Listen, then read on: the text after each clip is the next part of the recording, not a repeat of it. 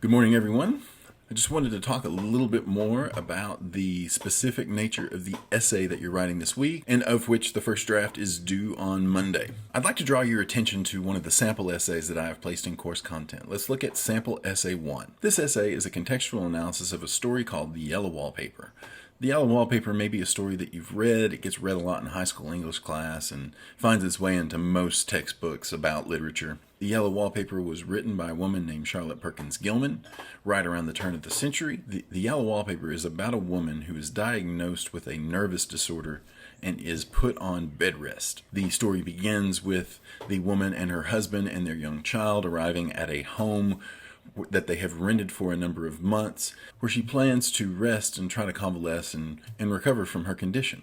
The story is written like a series of diary entries. The first entry is about their arrival at the house and how she and her husband decided that she would take the room on the very top floor. This room is described as having been previously possibly a nursery for kids, but there's a lot of really creepy details that get focused on, like these rings that exist in the wall and these bars on the windows, aspects that give the room a certain prison-like feel. During the first part of the story, the journal entries tend to be mostly about their daily routine and the details of the treatment that the narrator is trying to follow. The narrator is unnamed, by the way. The primary feature of the narrator's treatment is that she is to experience no stress and no mental taxation and no mental or physical taxation at all while she recovers. This means that she's not allowed to work. She's not allowed to take care of her child. She is not allowed to see friends or take trips. She is primarily limited to short walks around the grounds of the house and then laying in bed getting rest. She's not even really supposed to be writing in her diary, which is a fact that she constantly mentions. There are moments at the ends of certain passages where what we see her saying is, "Ooh, someone's coming. Gotta put this away." In many ways, though she's trying to relax, what she thinks she needs is a little bit of convivial interaction and congenial work. She wants to feel useful. She wants to visit friends. She wants to take care of her child.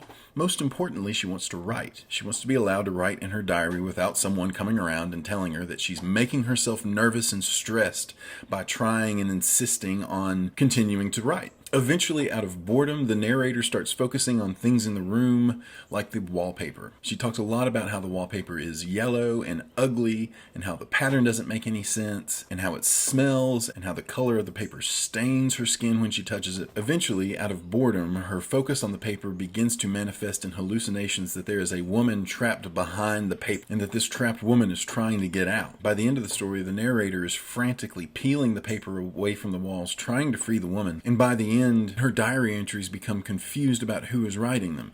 She tends to speak in the first person at the very end when referring to the woman in the wallpaper. Generally, it's regarded as a pretty creepy story. It's a story about a woman who's going crazy and seeing ghosts. But similar to our discussion of Story of an Hour, when you consider the context under which The Yellow Wallpaper was written and of the life and times of the person who wrote it, you start to see how The Yellow Wallpaper, much like Story of an Hour, is about being a woman at the turn of the 19th century. But more specifically, it's about how women were treated in the healthcare industry. Now, the reason we have to do research in order to really discuss an issue like this is because none of us watching this video right now were doctors at the turn of the 19th and 20th century. So in order to really know what we're talking about, we got to go to research. Now, The Yellow Wallpaper makes for good contextual research discussion because The Yellow Wallpaper specifically mentions a prominent doctor at the time. This is a man named Dr. Silas Weir Mitchell. And in fact, Charlotte Perkins Gilman was treated by Dr. Mitchell and specifically put on his bed rest treatment. In order to really maximize our discussion of the themes that Gilman is trying to speak to in her text, we could do a lot of research talking very generally about what it was like to be a woman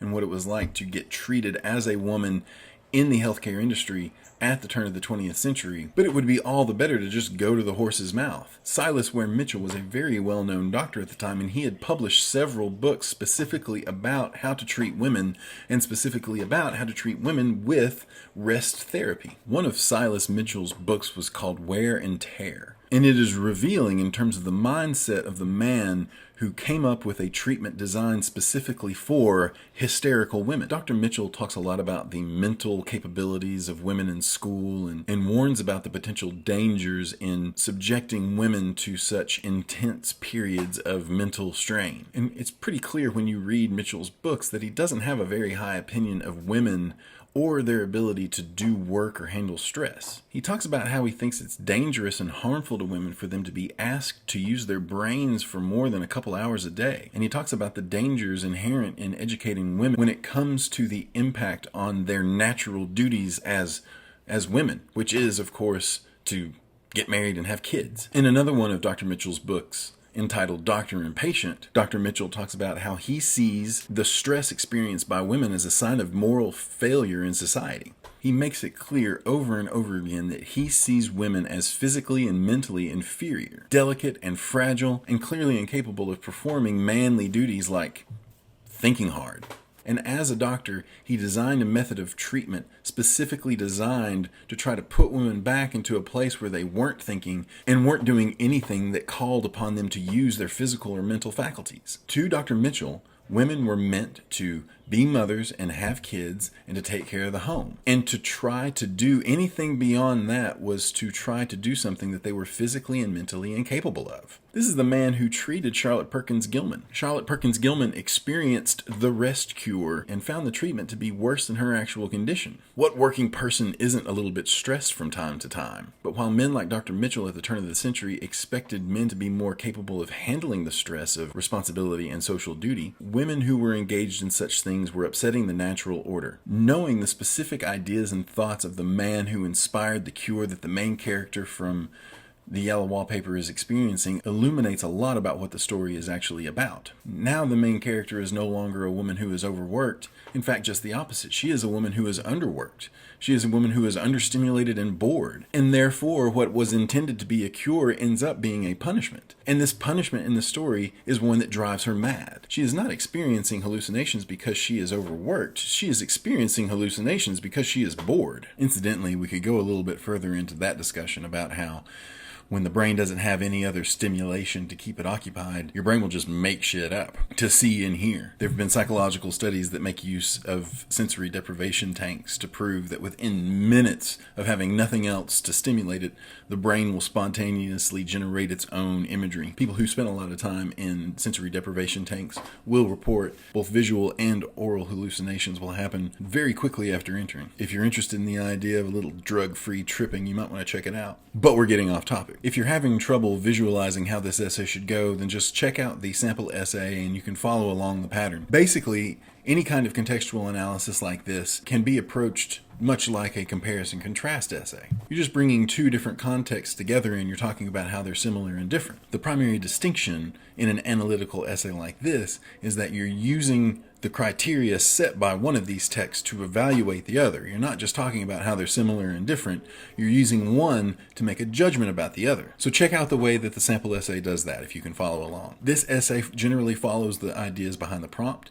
The first paragraph of the body of the essay is just a summary of the story. And then in the second, you can see that the discussion of the story is supplemented by discussion of what it was like to live as a woman at the turn of the century. The first analysis paragraph actually makes reference to Florence Nightingale's 1952 writing Cassandra. Nightingale adopts the persona of Cassandra to lament the fact that while women may have professional or artistic or otherwise creative ambitions, it exists in a society that only values the work that a woman can do in order to make a home for a man, for him to come to because he's the one who's working. This paragraph begins with a topic sentence that, like any good comparison paragraph should, brings together in a single thought the two elements being put next to each other. Gilman's story reflects the reality for many women at the turn of the century who had little purpose or agency over their own lives. We are going to talk specifically about that aspect of being a woman at the turn of the 20th century, the lack of agency over your own life and the way you spent the hours you had in a day. It elaborates a little bit about the status quo at the time and then brings in a specific quote from the Nightingale text to exemplify what that means. And then it follows that quote up by applying what was just written back to the main point. Nightingale is describing a woman who simply wants to have the time and leisure to pursue her own wants and interests, which are desires that mirror the narrators in Gilman's story. The sample essay is not an essay about being a woman at the turn of the 20th century. This is an essay about The Yellow Wallpaper. It is simply using that specific lens to discuss The Yellow Wallpaper. Later on down the line, we see a couple of paragraphs devoted to specifically outlining Dr. Mitchell's rest cure. It pulls in some of the same quotes that we looked at and compares the way that Dr. Mitchell writes about women in his text to the way that the narrator in The Yellow Wallpaper mentions other people are talking about her. Dr. Mitchell talks about how it's not right for a woman to use her brains for a long extended period of time. It talks about how some women don't want to accept the bitter medicine of the rest cure. And then in the next paragraph, it mentions all those moments that stand out in the text of the yellow wallpaper. It talks about how the fact that the story is written as a first-person narrative account by proxy of a diary, that we can see very specifically what the narrator's mental state is. We can see what the narrator thinks very directly because these are just her thoughts written down on the page. And it talks about constantly being concerned about other people telling you that you're not allowed to do what you want to do because you must be resting. It talks about how stifling this experience is for the narrator, and how in stifling the imagination and creative ambitions of a clearly imaginative woman, it is very likely the rest cure itself which contributes to the worst of the narrator's mental state in the story. So again, you're simply using one text to point out details of another. You're using one text as a lens through which to look at the other. If you can think about what it takes to write a good comparative essay, it takes a balance between both of the source materials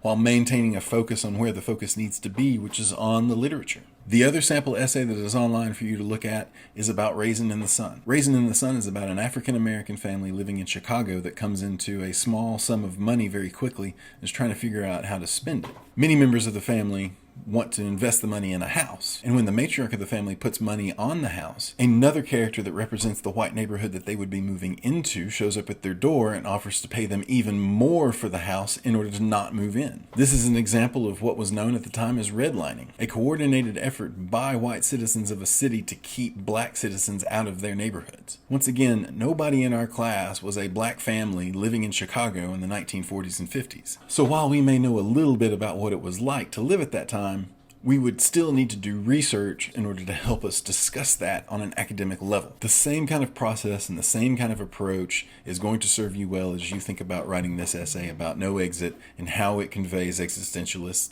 thoughts. Start by simply trying to express to your reader, the readers of your essay, what the play is about, who our characters are, and what generally happens in terms of plot and main moments. Beyond that, it is simply a matter of continuing your discussion of the play and of the thematic subtextual elements of the play, while simply maintaining that thematic focus on, specifically, existentialism. John Paul Sartre's general philosophy and a couple of the specific tenets thereof that most directly apply to what happens in the play. The second essay on Raisin in the Sun does a little bit more than the first essay in terms of character analysis. Remember that you only really need to focus on two characters, but in focusing on those two characters, you're likely going to focus on all three, because crucial aspects of existentialism, and especially those at work in the play, have to do with how people interact with other people, and how an individual may let themselves be defined by how other people see them, or what other people want of them. The general idea that you might let yourself be influenced by outside forces is at the heart existentialism. But no one in here is a philosopher,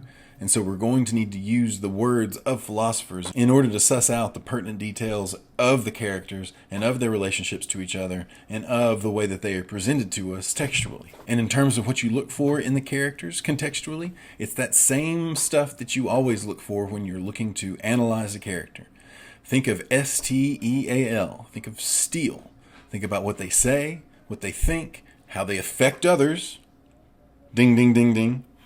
How they act and how they look. Please bear in mind that when it comes to things like how they look, the characters' appearances may drastically vary depending on who's designing the play and when the play is set. That may be a little bit of foreshadowing to our fourth essay. But for right now, just keep it simple and be as specific as you can. What happens in the play, and how will existential philosophy help illustrate what it seems to be that Sartre is trying to say through the lives and through the stories and through the interactions of these three characters.